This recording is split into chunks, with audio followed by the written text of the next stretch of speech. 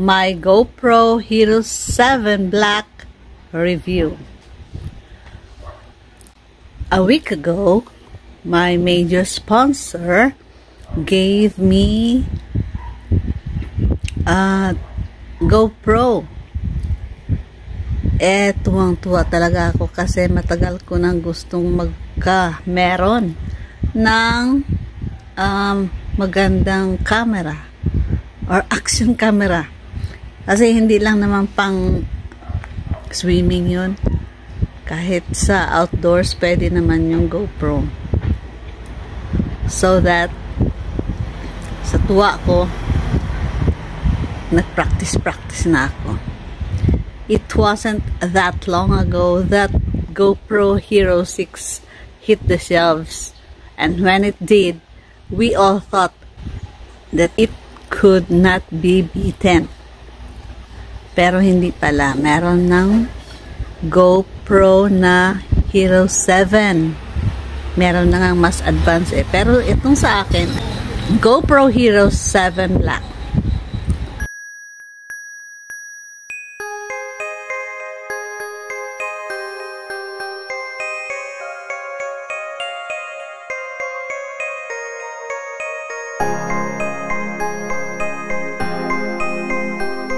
For those of you who aren't familiar with GoPro line of products or the company, let me give you a quick rundown of what exactly a GoPro is.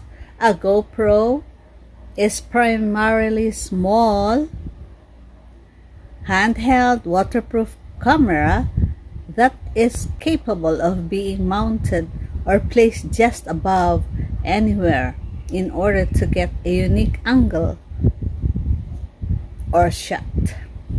GoPros are capable of capturing videos, stills, time lapses, photo bursts, and night photography, as well as underwater photography. Many people think that the GoPro is designed for those into action sports like surfing or snowboarding, but that isn't entirely true. With the new Hero 7, its ease of use allows for almost everyone to use this incredible piece of technology. The GoPro Hero 7 Black sits in a long line of GoPros with past models including the original HB Hero to the Hero 4s when 4K video was introduced to the smaller session models. In 2018, GoPro released the best GoPro yet. What I think of the GoPro Hero 7. I received my GoPro a week ago in the first week of March and had quite a bit of time since then to explore all its features. But what has led me to write my GoPro 7 Black review is that for the first time in a long time and first time in my life, the new camera has a bunch of truly epic new tools that will set it apart from anything else in the market. Gustong-gusto ko kasi alam ng sponsor ko na mahilig talaga ako magkuha ng mga film, ng mga views, kahit ano dyan na gusto kong kunan para lang sa aking content. Kasi naging hobby ko na ito, paggawa ng content. At baka sakaling ma-monetize pa, diba? So, makakatulong pa ako sa sarili ko at sa pamilya ko at sa ibang tao. GoPro Hero 7 silver or black? Meron pang white.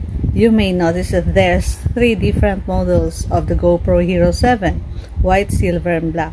What are the differences that which one is right for you.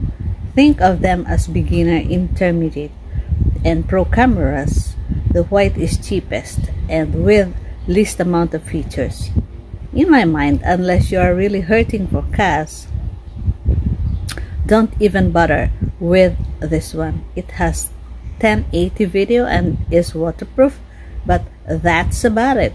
The silver is a step up and has 4K video as well as WDR photos, but it lacks the main features that you really want out of a GoPro. The GoPro Hero 7 Black is the bee's knees when it comes to action cameras. Let me save you the research and say just save extra dollars or pesos and jump in and buy this one. That sets it apart. Features like hyper smooth, super photo, and time wrap. So let's get into this right now. What do you mean by hyper smooth? Hyper smooth, which is one of the features of GoPro Hero 7 Black. The purpose of the Hero 7 is to drastically increase the camera's stability when filming. The GoPro Hero 6, which was the previous model, required the use of the Karma Grip, a stabilization gimbal which gave credible smooth footage when filming. That was cool, and the stabilization you could get with the camera grip was pretty damn amazing, but it was another big tool that you needed to carry around everywhere with you. And if you weren't focused on making epic videos, then it was a bit of a pain to have, really, as it took up a lot of space. Cue the GoPro Hero 7 and all of its silky smooth goodness. The Hero 7 basically has one of the most amazing built-in stabilization systems of any action camera available, which means you won't need a gimbal to capture smooth footage. What makes the Hero 7 so incredible is that you can literally do what the camera grip can do, except you just have to hold it in your hand. This feature alone makes the new camera worth the upgrade and is what gives it almost 5 stars in my GoPro Hero 7 Black review. Talaga naman, etong GoPro ko, gustong-gusto ko talaga to. O, ayan o. Meron, hindi mo na kailangan pang magdala ng, pang grip or pang hold. Another feature is super photo. You know how you see much awesome GoPro photos in Instagram or somewhere else, and you think to yourself, damn, that's awesome, but it was probably edited like crazy. Get it looking like that? Up until the Hero 7 came out, you were probably right. And I love this so much. GoPro pictures are great, but they've always needed a fair bit of tweaking in Lightroom or some other program to get them popping and looking awesome. And sometimes you just don't want to do that. There are times when I don't have my laptop on me, meaning that it would be nearly impossible for me to edit a photo the way I liked before I published it on social media. Talaga. Kasi ito, pwede mo nang i-connect dito sa cellphone mo. So, madali lang mag-edit. Yun ang mangha sa GoPro na ito. Hindi mo na kailangan maghanap pa ng or magdala ng napakalaking laptop or doon ka pa sa pwede na dito mag-edit sa cellphone. Ang sarap nga very user friendly. Then the GoPro came out with super photo, an option which can be chosen on camera settings. Yeah, when selecting super photo, The Hero 7 calculates the best white balance, minimum and maximum ISO levels, sharpness and color to create a HDR photo, high dynamic range. HDR are often over-edited photos with excessive contrast, saturation and vibrance, looking so cooked that they make you shudder. However, the Hero 7 doesn't seem to over-edit the photos. It takes a while on super photo mode. Ang sarap nga eh. Love ko talaga to siya. Kasi bago at saka nag-upgrade na ako. Hindi lang sa cellphone na ako nag-e-edit at saka kumukuha ng film. Eto na yung gamit ko ngayon. So, yung mga videos ko upgraded din. When taking a super photo, make sure the Hero 7 is mounted on a tripod like this if you are in anything other than perfect daylight, as the image takes slightly longer to process than when the Hero 7 is in standard photo mode. If you don't, you might end up with a blurry image or weird chromatic aberrations around the edges. Now, the third feature is time wrap. When the Hero 7 first made an appearance, a clip of Abe Kislevich aroused of him walking along a wharf somewhere in the tropical Pacific Islands in crazy smooth fast motion, and this clip was truly magical. I thought, how the bloody hell did he do that? He must be some kind of editing trick. Well, to be honest, it's not as difficult as it looks. This is the new GoPro Hero 7 time wrap feature. Discover ko pa yung mga features na yon. Just like a hyperlapse, you need to know the right settings and speeds to get the shot you want, and suddenly you're out there capturing gold. Basically, the faster the setting, example 150 times, the smoother the time wrap will be. Using 150x or 150 times is perfectly for running or walking. Anything that is slow while shooting, 30 times and below is best if having the Hero 7 mounted to a fast-moving vehicle or bicycle. I love the idea of being able to create a hyperlapse with ease, and time wrap is a testament how GoPro are showing that they have truly made a GoPro with inbuilt stabilization and crazy new features.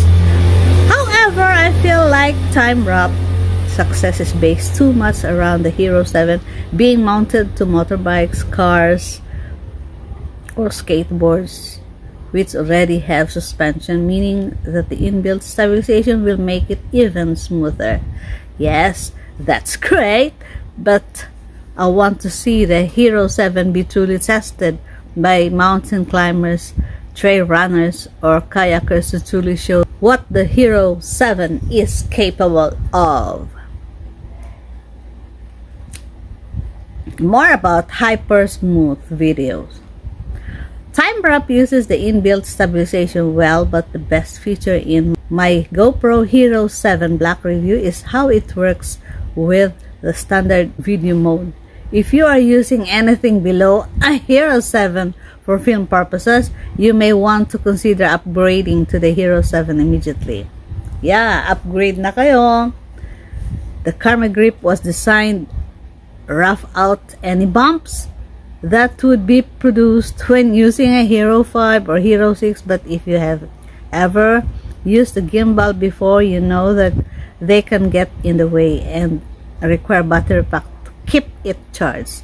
The Hero 7 keeps things simple and small with an inbuilt system that is designed to keep the footage smooth as butter. I have had a lot of questions from friends in regards to the stabilization actually being legit, and I can tell you it's true. Since I received the Hero 7, all I have used is a shorty mount as the handle, then applied the desired settings. There are a few things to note when wanting to obtain footage.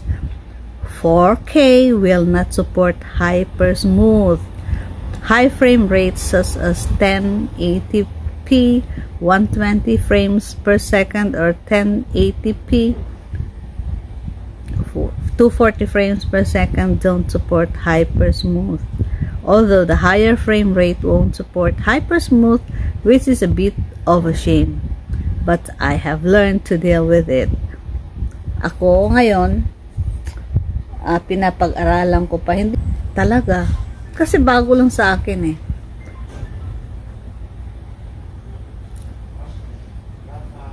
So that, bili na kayo para matry ninyo na maganda ito. Para sa vlogging at sa personal use natin. Thank you so much for watching. God bless you and see you on my next video. This is my simple review only. And tingnan nyo naman to. Tapos meron pa ganyan. Tapos pa to dito. Hey! Ano pa to? Hey! Ayan oh. Haba na.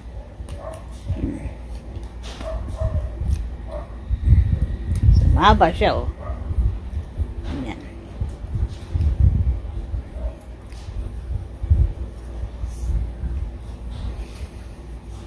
Okay, that's all. Bye-bye.